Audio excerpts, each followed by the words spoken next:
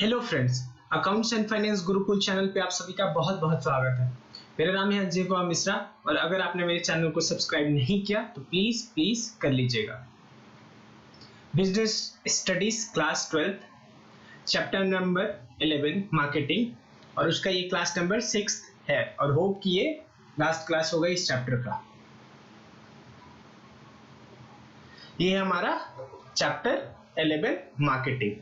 तो कहां तक हो गया था हमारा जो मार्केटिंग मिक्स में 4 पी होते हैं। पहला प्रोडक्ट, दूसरा प्राइस, तीसरा प्लेस और चौथा हमारा क्या होता है, प्रमोशन। तो हमारा अगला जो टॉपिक है वो प्रमोशन है। ठीक है, तो हम शुरू करते हैं प्रमोशन से। A company may produce a good quality product, price it appropriately and make it available at a selling point, ठीक है, which are convenient to the customer. But in spite of all this, the product may not sell well in the market. बोल क्या रहा है कि company अपने जो पिछला 4P है मार्केटिंग का, वो पिछला जो 3P है उसको सभी को कर दिया उसने क्या, पहला तो गुड क्वालिटी का प्रोडक्ट बना दिया, दूसरा प्राइस भी अच्छा से रख दिया और एप्रोप्रिएटली उसको उस जगह तक भी पहुंचा दिया जहां पे उसको पॉइंट ऑफ सेल करना है। लेकिन फिर भी वो सेल नहीं होगा। जानते हैं क्यों? क्योंकि प्रमोशन उसने नहीं किया, सही स्ट्रेटेजी उसका प्रमोशन का नहीं था। तो इसलिए कंपनी क्या करेगी कि अपने प्रमोशन पे भी फोकस करेगी। There is a need for developing proper communication with the market. एक प्रॉपर लिंकेज होना चाहिए कि किस लिंक के थ्रू आप मार्केट को कम्युनिकेट करोगे। मार्केट को कम्युनिकेट करने का सीधा एक मतलब है कि आप अपने टारगेट मार्केट को कैसे समझोगे कि वो क्या चाहता है और उस हिसाब से उसको कैसे बताओगे कि आपने जो प्रोडक्ट बनाया है वो उसी के चाहत के हिसाब से है। In the absence of communication, the customer would not be able to know about the product and how it can satisfy their needs and want, or may not be convinced about its utility and benefit. जब तक से आप उसको बताओगे नहीं तब तक से आप उसको पता नहीं चलेगा आपके प्रोडक्ट के बारे में। ठीक है। Promotion refers to the use of communication. Promotion का मतलब क्या हुआ, याद कर लीजिएगा। Promotion refers to the use of communication with the twin objective of informing potential customer about the product and persuading them to buy it.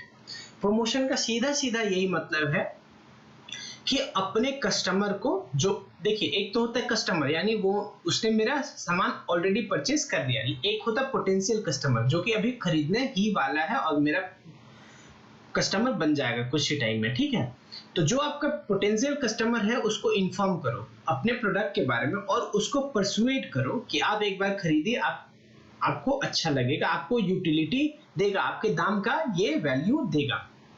In other words, promotion is an important element of marketing mix. चारों जो हमारे marketing mix का जो भी P है चारों वो सभी इंपॉर्टेंट है, वैसे ये भी एक एलिमेंट है और इंपॉर्टेंट एलिमेंट है।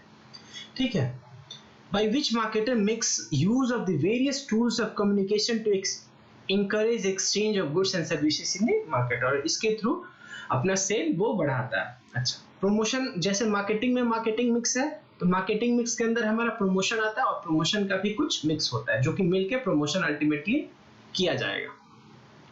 तो प्रमोशन मिक्स क्या होता है, याद कर लीजिएगा। Promotion mix refers to the combination of promotional tools used by an organization to achieve its communication objective.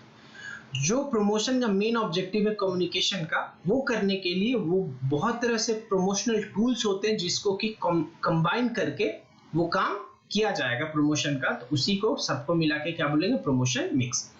Various tools of communication are used by the marketers to inform and persuade customer and their firms product. This include, इसमें क्या क्या है tools में, पहला advertising, दूसरा personal selling, तीसरा sales promotion और चौथा है हमारा पब्लिसिटी। आगे जाके हम इन सभी के बारे में पढ़ेंगे। These tools are called elements of promotional mix. ये सारे क्या है, एलिमेंट्स है प्रमोशनल मिक्स के, यानी टूल्स है। And can be used in different combinations to achieve the goals of the promotion. और ये अलग अलग कॉम्बिनेशन में यूज किया जाएगा बिजनेस के द्वारा जो कि उसका गोल है प्रमोशन का वो अचीव करने के लिए। For example, consumer goods firm may use more of advertising rather than through mass media, while the industrial goods firm may be using more of personal personal selling, जैसे कि हमने पीछे पढ़ा था कि प्रोडक्ट मेनली दो टाइप का होता है, पहला कंज्यूमेबल प्रोडक्ट और दूसरा इंडस्ट्रियल प्रोडक्ट। तो जो कंज्यूमेबल प्रोडक्ट है उसमें ज्यादा एडवर्टाइजिंग का काम होगा, कंपनी मास एडवर्टाइजिंग पे फोकस करेगी अगर उसका प्रोडक्ट क्या है, कंज्यूमर गुड है। अगर उसका गुड्स इंडस्ट्रियल गुड है, यानी वो गुड जो कि बिजनेस वाले यूज करते हैं, तो वो किस चीज पे फोकस करेगी, फिर वो तो पर्सनल सेलिंग पे ही जाके उनके ऑफिस पे सेल करना वो अच्छा होगा, ठीक है। तो what combination of these element is used by a firm will depend upon the various factors such as nature of the market, nature of the product। तो ये सब किस कॉम्बिनेशन के साथ कंपनी अपना प्रमोशन स्ट्रेटेजी बनाएगी वो किस चीज पे डिपेंड करता है कि उसका नेचर ऑफ मार्केट का क्या नेचर है, उसके प्रोडक्ट का क्या नेचर है, प्रमोशन करने के लिए बजट कितना है, यानी पैसा कितना वो उसने सोचा लगाने के लिए, ऑब्जेक्टिव ऑफ द प्रमोशन क्या है, it is. Let us first know about this element in some detail. तो ये जो हमारे प्रमोशन मिक्स के एलिमेंट्स है उसको थोड़ा डिटेल में समझते हैं। पहला है हमारा एडवर्टाइजिंग। तो we generally come across hundreds of advertising messages every day which tell us about various products such as toilet soaps, detergent powder, soft drinks, services such as hotels, insurance policies, etc। ठीक है, हम तो daily ही हजारों advertisement लोग देखते हैं, ठीक है। तो ये यही बोल रहा है कि बहुत सारे एडवर्टाइजमेंट आप देखते होंगे। Advertising is perhaps the most common used tools of promotion। ये most common used tool है प्रमोशन करने के लिए। It is an impersonal form of communication। ये क्या है, impersonal है। कहने का मतलब कि सेलर जो है वो आपके यहाँ आके आपको फेस टू फेस नहीं मिलने वाला, ये क्या है, impersonal है, ठीक है। वो कहीं और बैठा हुआ और अपना मैसेज किसी मीडिया के थ्रू आपको पहुंचा रहा है, यानी वो खुद नहीं आ रहा, impersonal, ठीक है। Which is paid by the marketer to promote some goods or services। वो क्या करता है, पे करता है उस काम के लिए, ठीक है। वो जहां से भी स्पॉन्सर करवा रहा होगा उस स्पॉन्सरशिप कंपनी को वो पे करता होगा, जो प्रोड्यूसर है यानी जो सेलर है। The most common mode of advertising है न्यूज़पेपर में। अगर न्यूज़पेपर में ऐड डाला उन्होंने तो न्यूज़पेपर वाले को पे करेंगे, मैगजीन वाले को, टेलीविजन के थ्रू, रेडियो के थ्रू, ये सब क्या है, मेरा एडवर्टाइजिंग है। The important distinguish feature of advertising are as follow. इनका फीचर क्या है, पेड फॉर्म। ये क्या होता है, पैसा लगता है। Advertising is paid form of communication, that is the sponsor has to bear the cost of communicating with the prospects, ठीक है। यहाँ पे क्या लगेगा, उसको पैसा लगेगा। दूसरा इम्पर्सनैलिटी, यानी फेस टू फेस कोई कम्युनिकेशन नहीं होने वाला है प्रोस्पेक्टिव बायर और कस्टमर और सेलर के बीच में। There is no direct face to face contact between the prospect and the advertiser। It is therefore referred to as impersonal method of promotion। Advertising creates a monologue and not a dialogue। Dialogue क्या होता है, यानी जहां दो लोग बात करें, ठीक है। यानी डाय का मतलब दो और लग मतलब बात करना। लेकिन एडवर्टाइजिंग में क्या होता है, मोनोलॉग, यानी केवल वही एडवर्टाइजर जो होता है वही अपना इंफॉर्मेशन दे रहा है, इधर से कुछ फीडबैक नहीं लेगा। अगला identified sponsor. Advertising is undertaken by some identified sponsors, individual और ए कंपनी। यानी जो एडवर्टाइजिंग होगा वो कोई कंपनी करेगी, ठीक है, उसका वो काम है, उसमें वो एक्सपर्टाइज है। Who makes the advertising efforts and also bears the cost of it. और एडवर्टाइजिंग वाला जो है, जो हमारा एडवर्टाइजर है, वो उस कंपनी को पैसा दे देगा और अल्टीमेटली वो एडवर्टाइजमेंट करेगी, ठीक है। आगे देखते हैं मेरिट्स ऑफ एडवर्टाइजिंग। एडवर्टाइजिंग का मेरिट्स क्या है, पहला हमने क्या पढ़ा, एडवर्टाइजिंग होता क्या है, दूसरा उसका फीचर क्या है, तीसरा अब हम पढ़ेंगे एडवर्टाइजिंग का मेरिट क्या है। Advertising as a medium of communication has the following merit. सभी चीज का अपना मेरिट और डिमेरिट होता है। पहला इसका मेरिट क्या है, मास रीच, ठीक है, यानी ये बहुत ही मास मतलब दूर जगह तक बहुत सारे कस्टमर्स को कैटर कर सकता है। Advertising is a medium through which large number of people can be reached over a vast geographical area। यानी एडवर्टाइजिंग के थ्रू company large area through out the geography वो कम्युनिकेट कर सकता है अपना इंफॉर्मेशन, जो advertiser. For example an advertisement message place in a national daily reaches lakhs of subscriber. अगर कोई नेशनल न्यूज़पेपर है उसमें अगर आप ऐड डालेंगे तो आपका ऐड लाखों के पास पहुंचेगा। दूसरा क्या है, enhancing customer satisfaction and confidence.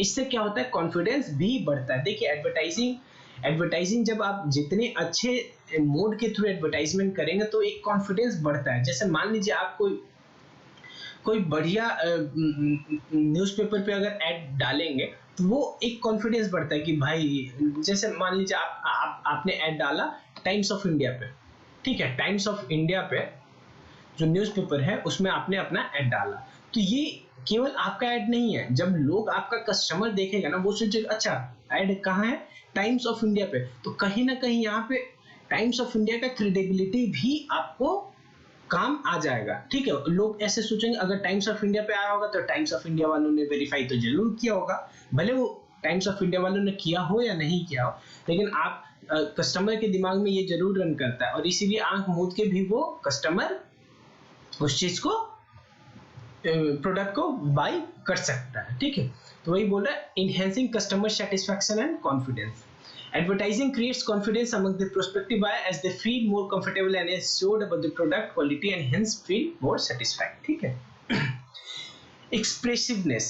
With the development in art, computer design and graphics, advertising has developed into one of the most forceful medium of communication. होता क्या है, देखिए आज के डेट में जो एडवर्टाइजमेंट है ना, जो मेरा आज के डेट में एडवर्टाइजमेंट है उसमें बहुत सारे art, computer designs, graphics use होते हैं और उसके थ्रू इजीली इलस्ट्रेटेड होते हैं कि जो मेरा प्रोडक्ट है वो कितना अच्छा है, वो इजीली शो किया जा सकता है। तो इसलिए इसको most forceful medium of communication माना जाता है। ठीक है, आपने भी देखा होगा जो एड आता है वो मतलब एक यूनिक एड आता है।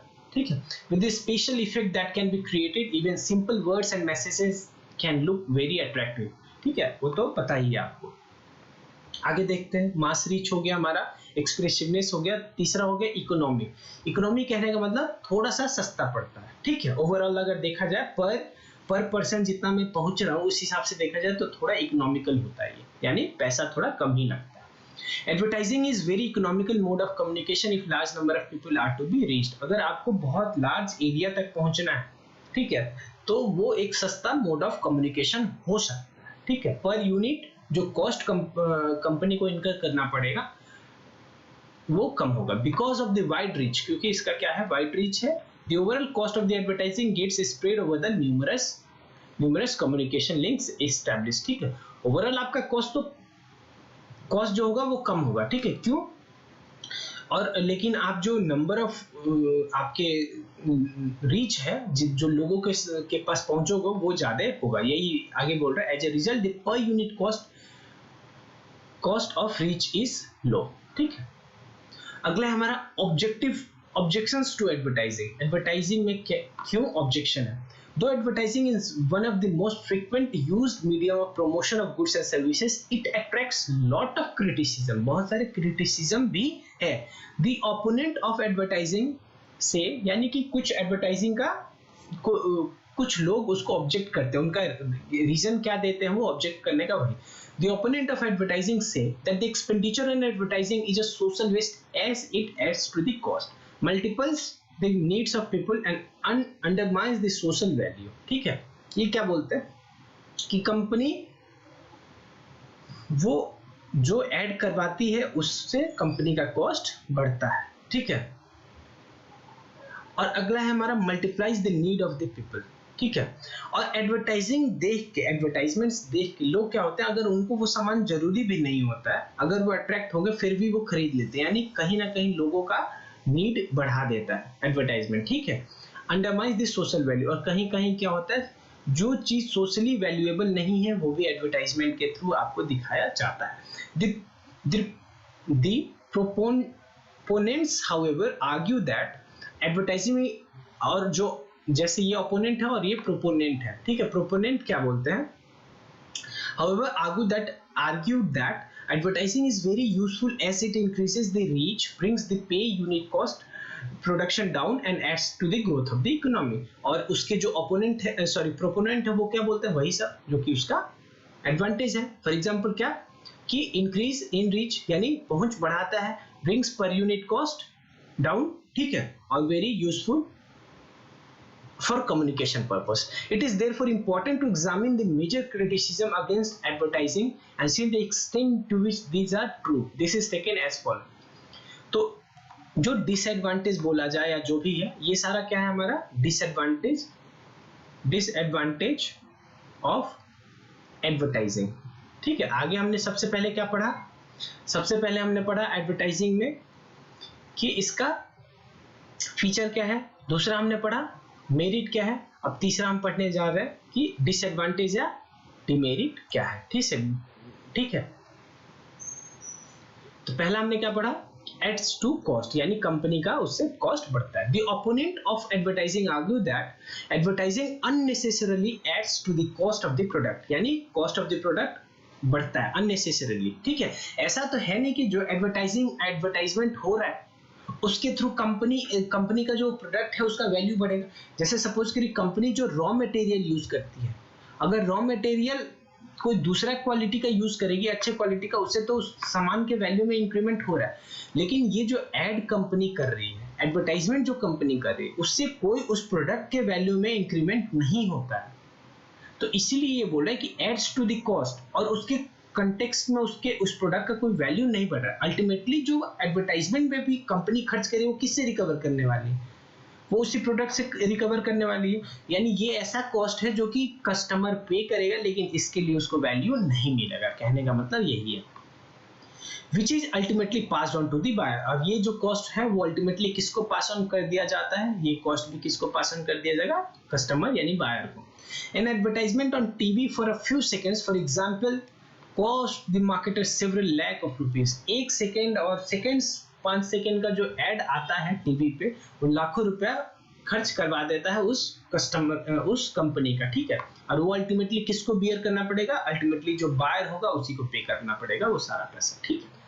Similarly, an advertisement in print media, say in the newspaper or a magazine, cost the marketer a large amount of money. The money spent adds to the cost, which is an important factor in the fixation of the price of the product. और ये जो cost incur करती है company advertisement में, वो उस cost के उस प्रोडक्ट के कॉस्ट में ऐड हो जाता है. देखिए, अगर ये कॉस्ट इंकर करके अगर कोई वैल्यू उस प्रोडक्ट का बढ़ता तब तो लोगों को देने में उतना दिक्कत नहीं होता. लेकिन ये ऐसा कॉस्ट है जिससे कोई वैल्यू इनमें इंक्रीमेंट नहीं हुआ. True advertisement of the product cost lot of money, but it helps to increase the demand for the product as large number of potential buyers come to know about the availability of the product, its features, etc. and are persuaded to buy it. देखिए, कहीं ना कहीं company इनकर करती है, उससे उसको फायदा जरूर होता है. क्या कि कुछ लोगों तक पहुंचने में मदद मिलता है, और उन लोगों को बताने में वो कंपनी कामयाब होती है कि उसका प्रोडक्ट पहले तो अवेलेबल है, उसका फीचर क्या है, ये सब, और उनको परसुएट भी करने में उसको कंपनी को मदद होता है. The increase demand leads to higher production which brings with the economies of the scale. और इसके थ्रू क्या बढ़ जाता है आपका? कंपनी का के प्रोडक्ट का डिमांड भी बढ़ सकता है, और कंपनी का प्रोडक्ट का डिमांड जब बढ़ेगा तो कंपनी प्रोडक्शन भी ज्यादा करेगी. और आपको पता है कंपनी जब प्रोडक्शन ज्यादा करती है तो ओवरऑल कॉस्ट उसका कम हो जाता है. सॉरी, ओवरऑल कॉस्ट तो बढ़ता है, टोटल कॉस्ट, लेकिन पर यूनिट जो कॉस्ट है वो पर यूनिट कम होता रहता है, क्योंकि फिक्स्ड कॉस्ट तो फिक्स ही होगा.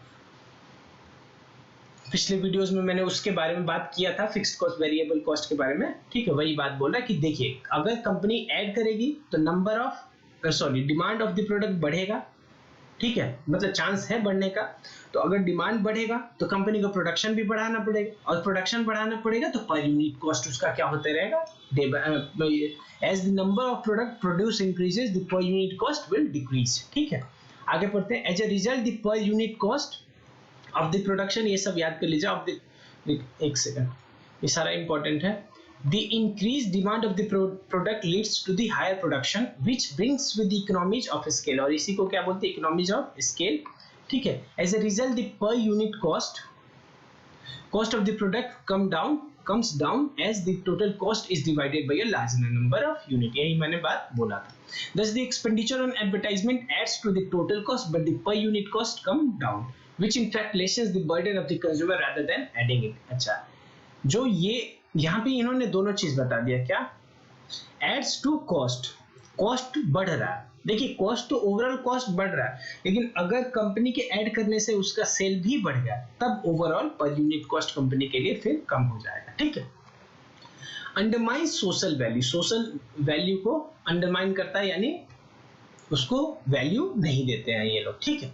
Another important criticism of advertising is that it undermines social value and promotes materialism. It breeds discontent among people as they come to know about new product and feel dissatisfied with their present state of affairs. ठीक है। कहने का मतलब, देखिए add जब देखते हैं तो लोगों के अंदर एक इच्छा जगता है कि हाँ मुझे भी इस प्रोडक्ट को परचेस करना चाहिए। अब परचेस करने के लिए उनके पास पैसा नहीं है, तो इसकी वजह से उनको डिससेटिस्फाइड फील हो सकता है। Some advertisers show new lifestyle which do not find social value, और कुछ एडवर्टाइजर ऐसे ऐसे प्रोडक्ट दिखाते हैं एड्स में जो कि सोशली अप्रूव नहीं है। ठीक है। This criticism is not entirely true, although this criticism of undermine social value is not entirely true. Advertisement in fact helps buyer by informing them about the new product. आपको भी पता है कि advertisement के थ्रू कंपनी अपने product को present करने में कामयाब होती है।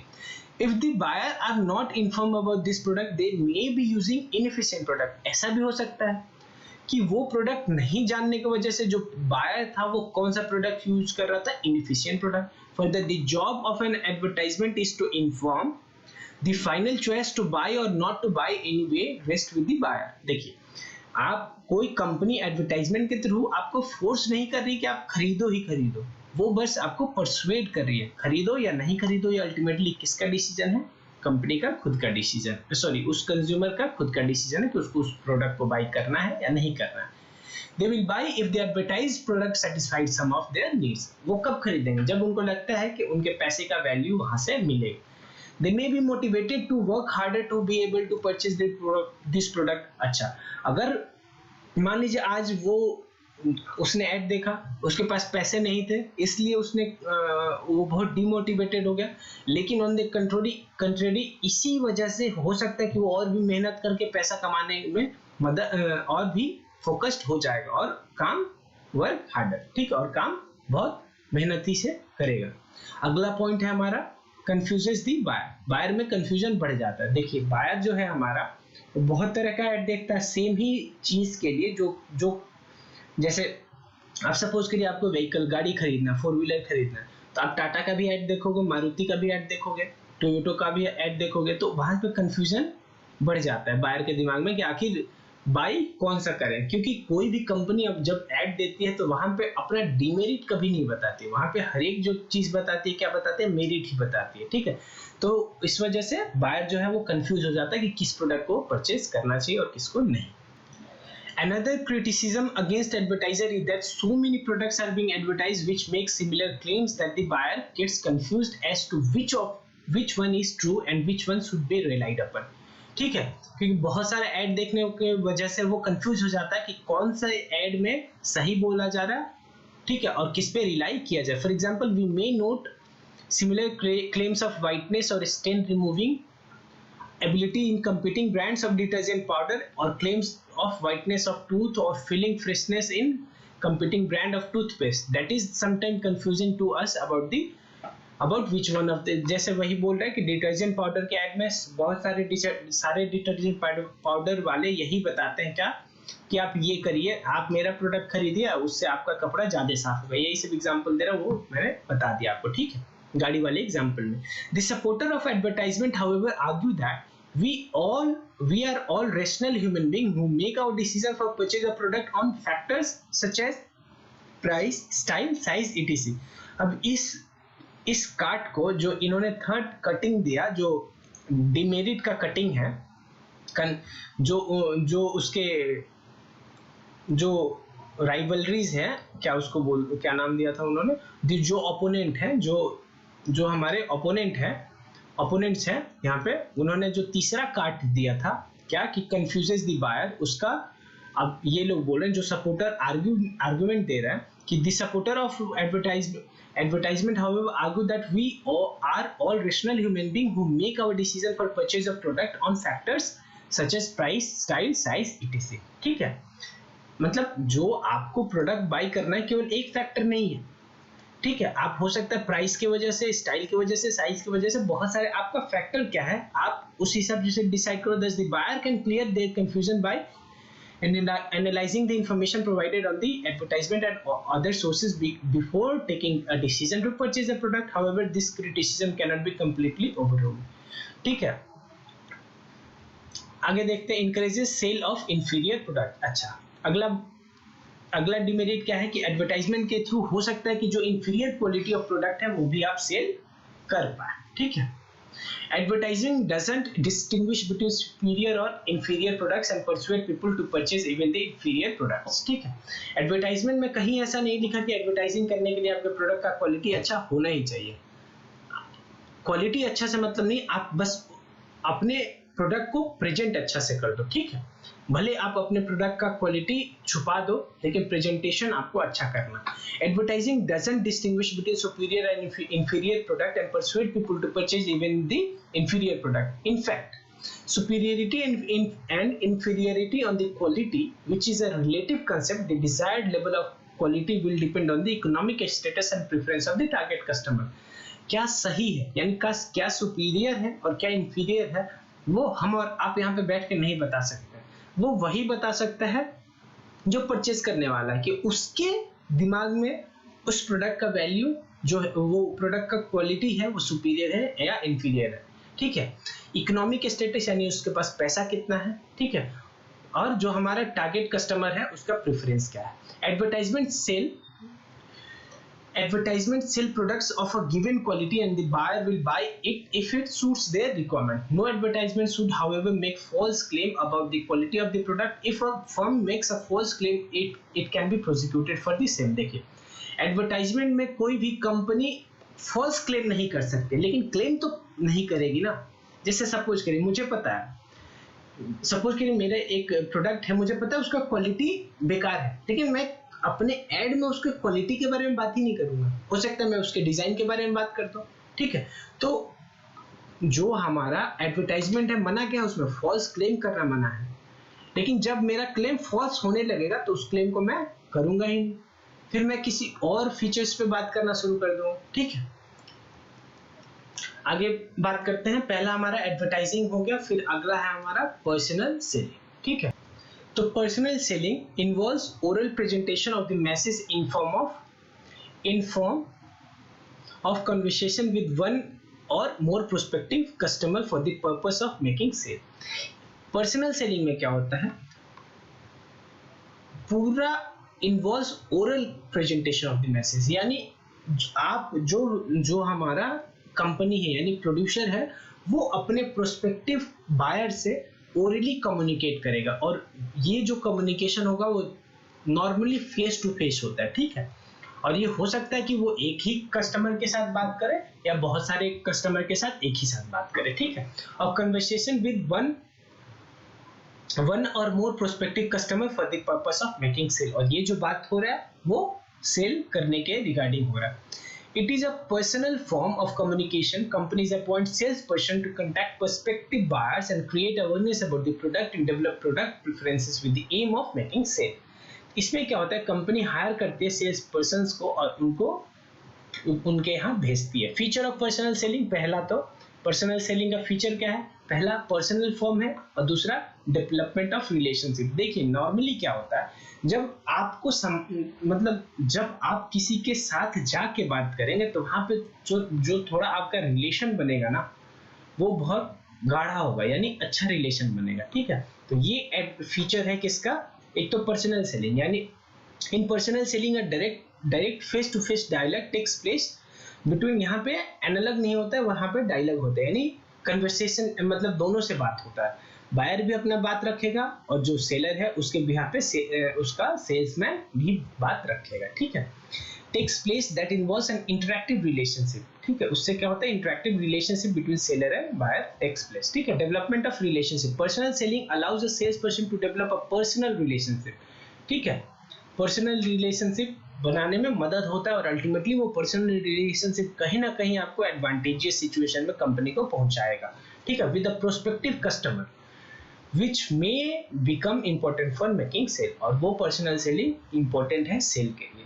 हमने थोड़ी देर पहले बात किया था कि जो कंपनी इंडस्ट्रियल गुड्स में डील करते हैं उसको पर्सनल सेलिंग पे ज्यादा फोकस करना चाहिए rather देन एडवर्टाइजमेंट। ठीक, मेरिट्स ऑफ पर्सनल सेलिंग, पहला है फ्लेक्सिबिलिटी है, कोई फिक्स्ड नहीं है कि आपको ऐड अभी डालना है तो अभी डालना है। ठीक है, जब मन जब आप अपना सेलिंग कर सकते हैं। ठीक है, there is a lot of flexibility in personal selling. The sales presentation can be adjusted to fit the specific needs of the individual customer.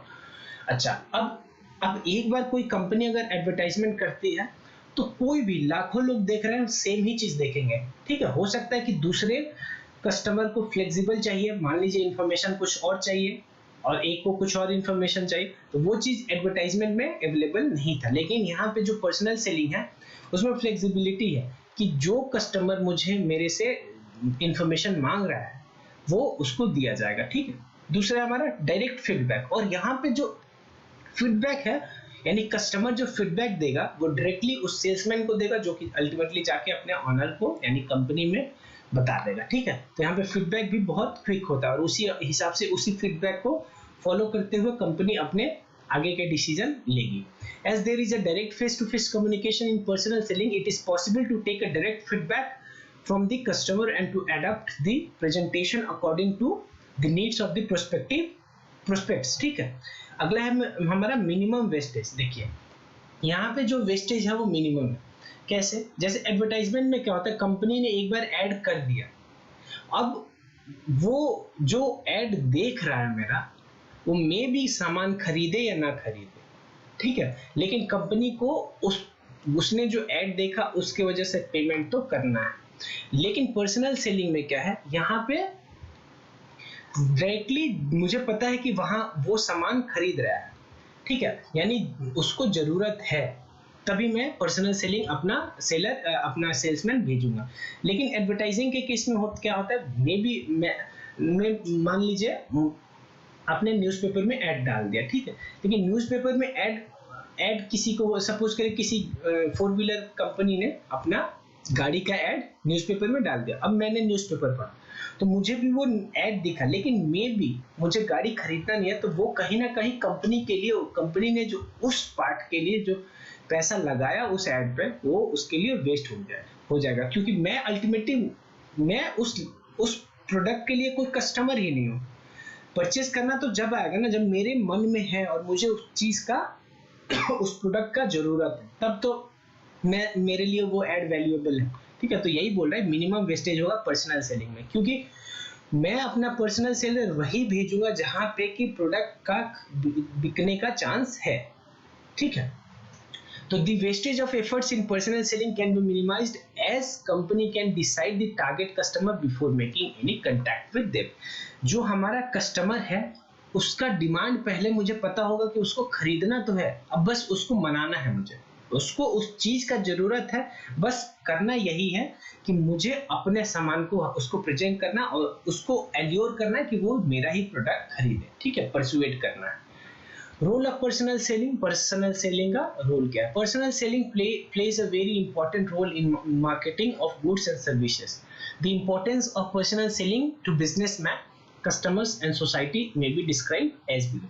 तो जो रोल है वो अलग अलग, एक बिजनेसमैन के लिए अलग रोल है, कस्टमर के लिए अलग बात हो रहा है और सोसाइटी एट लार्ज के लिए अलग बात हो रहा है। तो सबसे पहले बात करते हैं हम इंपॉर्टेंस टू बिजनेसमैन।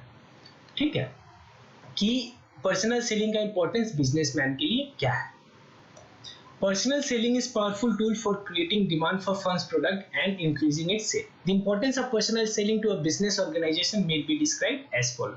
देखिए, बिजनेसमैन के एंगल से देखेंगे तो बिजनेसमैन को सबसे ज्यादा जो इफेक्टिव प्रमोशनल स्ट्रेटेजी होता है वो होता है पर्सनल सेलिंग। कैसे? इफेक्टिव प्रमोशनल टूल है personal selling, is very effective promotional tool. अभी हमने पढ़ा क्या कि वो सीधे पहले आप जो पर्सनल अपना सेल्समैन भेजोगे आप वहीं पे भेजोगे जहां पे कि आपको उसके पास डिमांड ऑलरेडी है, बस आपको उसको परसुएट करना है कि वो मेरा ही प्रोडक्ट खरीदे। ठीक है, personal selling is very effective promotional tool which helps in influencing the prospects about the merit of the product and thereby increasing its sale. अगला हमारा फ्लेक्सिबल टूल है, वही बात किया कि फ्लेक्सिबल है ये। ठीक है. Personal selling is more flexible than other tools of promotion such as advertising and sales promotion. It helps business person in adapting their offer in varying purchase situation. यानी अलग सिचुएशन में वो अलग ऑफर अलग कस्टमर को दे सकते हैं. लेकिन जो एडवर्टाइजिंग में अभी तक हमने पढ़ा है उसमें क्या होता है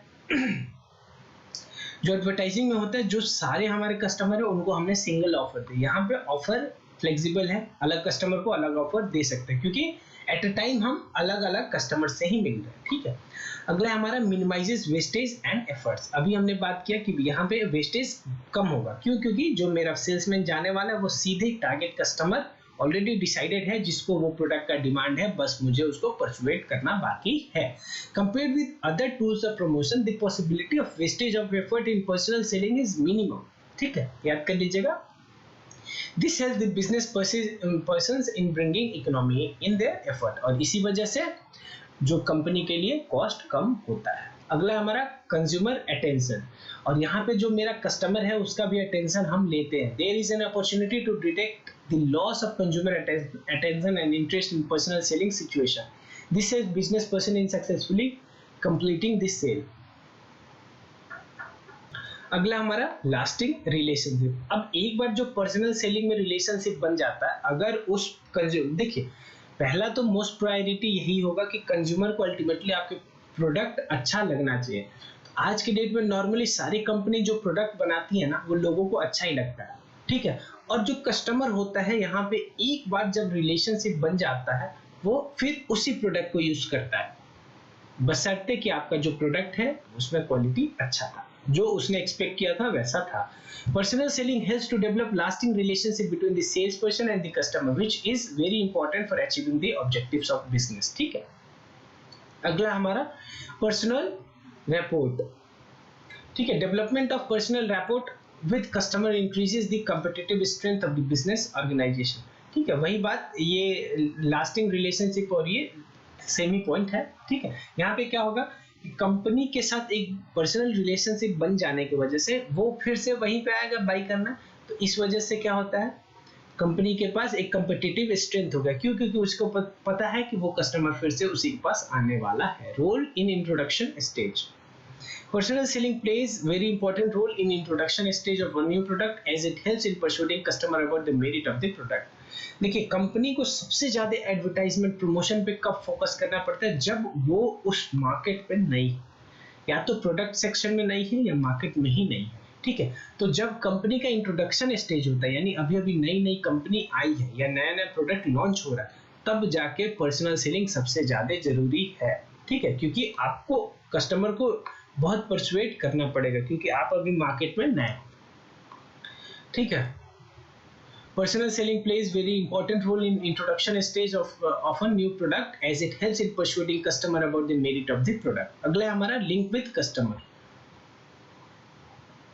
Sales people play 3 different role. पहला persuasive role यानी persuasion करते हैं. दूसरा service role, और फिर उनको कोई भी सर्विस होता है कस्टमर को, जैसे इंफॉर्मेशन प्रोवाइड करते हैं. ठीक है. और तीसरा होता है इंफॉर्मेटिव रोल. 3 रोल प्ले करते हैं. जो कौन होता है, सेल्समैन. ठीक है. और इसी वजह से कहीं ना कहीं जो बिजनेस है और कस्टमर है उसके बीच का लिंक है जो ये सेल्स पीपल हैं, जो सेल्समैन है, वो जो फर्म को रिप्रेजेंट करता है कस्टमर के पास, और जो एक दूसरे का इंफॉर्मेशन होता है. कस्टमर अगर कुछ इंफॉर्मेशन चाहिए उसको, तो वो कहाँ से मांग के बताता है, यहाँ से, और इसको यहाँ से. ये दोनों के बीच में लिंक कौन प्ले करता है, सेल्स पीपल. ठीक है. अगला है हमारा जो पर्सनल सेलिंग है उसका एडवांटेज या importance on the basis of customer. Customer के लिए क्या इंपॉर्टेंस है. This role of personal selling becomes more important for the illiterate and rural customer. जो कस्टमर मेरा थोड़ा सा जानकारी नहीं है उसके पास, उसके लिए ज्यादा बेनिफिशियल होता है पर्सनल सेलिंग. क्यों? क्योंकि ज्यादा वो क्वेश्चन कर सकता है. ठीक है. प्रोडक्ट के बारे में क्वेश्चन कर सकता है वो. ठीक है. अब एडवर्टाइजिंग में क्या था, मेरा सीधे जो इन्फॉर्मेशन दिया गया समझ में आया. ठीक है. नहीं समझ में आया, अब उस पर कोई क्लैरिफिकेशन नहीं है. who do not have many other means of getting product information. ठीक है. क्योंकि पता है पर्सनल सेलिंग में आप खरोद के, यानी ईच एंड एवरी इंफॉर्मेशन आप गैदर कर सकते हो उस पर्सनल जो सेल्समैन आया उसके थ्रू. ठीक है. The customer are benefited by personal selling in the following way: help in identifying need, ठीक है, personal selling helps the customer in identified there needs and want and in knowing how this can best be satisfied, ठीक है। दूसरा मेरा latest market information, ठीक है, यानी customer gets latest market information regarding price changes, product availability and shortage and new product introduction, ठीक है, which helps them in taking purchase decision in a better way, ठीक है। उसको कुछ इंफॉर्मेशन पता चलता है पर्सनल सेलिंग के थ्रू, ठीक है, जो कि वो फर्दर यूज कर सकता है, जो भी उसको यूज करना है। अगला हमारा एक्सपर्ट एडवाइस, जो सेल्समैन होता है कहीं ना कहीं उस सेक्टर में, वो उस प्रोडक्ट के सेक्टर में वो एक्सपर्ट होता है, और इसी वजह से उसका जो एडवाइस है वो बेनिफिशियल हो जाता है कंज्यूमर के लिए, कस्टमर के लिए। Customer get expert advice and guidance in purchasing various goods and services which helps them in making better purchases. अगला हमारा इंड्यूसेस कस्टमर, कस्टमर को इंड्यूस करता है, यानी प्रोडक्ट को यूज करने के लिए उत्सुक करता है कि आप उस प्रोडक्ट को खरीदें और यूज करें अच्छा प्रोडक्ट, क्योंकि जो पर्सनल सेलर है, जो सेल्समैन है ना, वो ऐसा कुछ बताएगा कि आप उस प्रोडक्ट को खरीदने के लिए नहीं भी चाहिए होता, फिर भी एक बार आप चाहोगे कि मैं एक बार तो जरूर इसको यूज कर लूं। Personal selling induces customer to purchase new product that satisfy their needs in a better way and thereby helping in improving their standard of living. देखिए सेल्समैन कहीं ना कहीं ऐसा आपको बता देगा, ठीक है, कि आप उस प्रोडक्ट को यूज करने से दूर नहीं रह पाओगे, और ऐसा कुछ लिंक कर देगा कि आपको बता देगा कि आपके लिए वो प्रोडक्ट बहुत यूटिलिटी देगा, ठीक है। अगला हमारा इंपॉर्टेंस टू सोसाइटी, सोसाइटी के लिए क्या इंपॉर्टेंट है, क्यों इंपॉर्टेंट है मेरा personal selling. Personal selling plays a very productive role in economic progress of a society. The more specific benefit of personal selling to a society are as follows: converts latest demand. Personal selling converts latest demand into effective demand. It is through this cycle that the economic activity of the society is fostered. ठीक है, देखिए जो personal selling है उसमें क्या होता है, हम जो हमारा सेल्समैन जाता है वो किसके पास जाता है, उसी के पास जाता है जो कहीं ना कहीं जिसके पास थोड़ा सा डिमांड है उसी के पास जाता है, यानी अल्टीमेटली जो डिमांड था उसी के पास वो गया सेल्समैन। तो यानी कहीं ना कहीं ये जो डिमांड को कैटर किया, अगर हो सकता था कि अगर वो सेल्समैन नहीं पहुंचता तो वो जो डिमांड थोड़ा थोड़ा बन रहा था वो खत्म हो जाता, ठीक है। तो सेल हुआ तो उसके वजह से इकोनॉमिक इफेक्ट पड़ा, ठीक है, और इसके वजह से leading to more jobs, more income and more product and services. That is how economic growth is influenced by the personal selling. Employment opportunity, employment भी दिया। देखिए अगर कंपनी ने एडवर्टाइजमेंट कराया था तो उसमें क्या एम्प्लॉयमेंट है, कुछ नहीं, लेकिन पर्सनल सेलिंग में सेल्समैन को हायर करना पड़ता है कंपनी को। Personal selling offers greater income and employment opportunity to the unemployed youth, ठीक है। कैरियर अपॉर्चुनिटी भी है, एम्प्लॉयमेंट है, एम्प्लॉयमेंट है तो कैरियर भी होगा। Personal selling provides attractive career with greater opportunity for advancement and job satisfaction as well as security, respect, variety, interest and independence to young men and women. Mobility of sales people, there is a greater degree of mobility in sales people which promote travel and tourism, ठीक है, in the country। जो sales people होते हैं वो through out the overall, मतलब India ही क्या बाहर भी कभी कभी जाते हैं सेल करने अपने प्रोडक्ट को, तो इसके थ्रू क्या होता है, ट्रैवल और टूरिज्म जो सेक्टर है वो भी ग्रो करेगा। Product standardization, personal selling increases the product standardization and uniformity in consumption pattern in the diverse society, ठीक है। तो यहाँ पे जाके हमारा दूसरा जो प्रोडक्ट प्रमोशन मिक्स का है पॉइंट वो भी खत्म हो गया, ठीक है। कौन सा था, पर्सनल सेलिंग। अगला है हमारा सेल्स प्रमोशन। तो आगे जाने से पहले हम डिस्कस कर लेते कि आज अभी तक हमने क्या पढ़ा।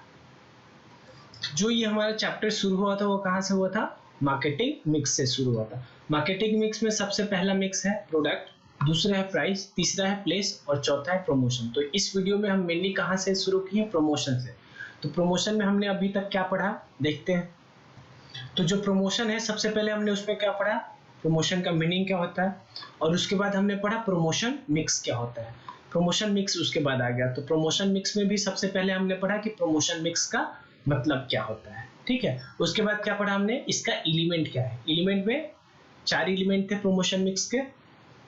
पहला हमारा कौन सा था, पहला मिक्स है हमारा एडवर्टाइजिंग पढ़ा हमने, ठीक है। और दूसरा पर्सनल सेलिंग पढ़ा हमने, ठीक है। एडवर्टाइजिंग में, अच्छा आगे भी बात कर लेते हैं, पहले क्या क्या पॉइंट है। तो एडवर्टाइजिंग में सबसे पहले हमने पढ़ा एडवर्टाइजिंग का मीनिंग क्या होता है, उसका फीचर क्या क्या है, उसका मेरिट क्या है और उसका डिमेरिट क्या है। फिर हमने पढ़ा पर्सनल सेलिंग के अंदर क्या था, तो पर्सनल सेलिंग में भी हमारा पहला था मीनिंग, उसके बाद आया था फीचर, फिर मेरिट, उसके बाद उसका इंपॉर्टेंस आया था हमारा।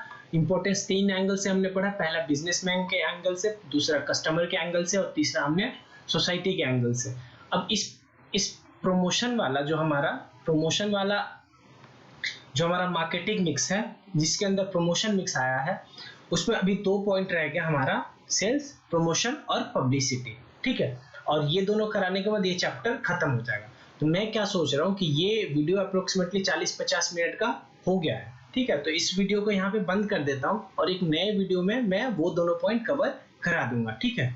तो वीडियो देखने के लिए आप सभी का बहुत बहुत धन्यवाद, ठीक है। अगर सारा पॉइंट क्लियर हो गया तो ठीक है, लाइक कर दीजिएगा। अगर कोई डाउट है तो कमेंट सेक्शन में पूछ लीजिएगा और चैनल को प्लीज सब्सक्राइब करना मत भूलिएगा और अपने दोस्तों के साथ भी चैनल को शेयर कर दीजिएगा, ठीक है। मैं कोशिश यही कर रहा हूँ कि 40 से 50 मिनट का ही वीडियो बनाऊं, ठीक है, ताकि कि आप ज्यादा बोर ना हो, ठीक है। फिर thank you very much, bye.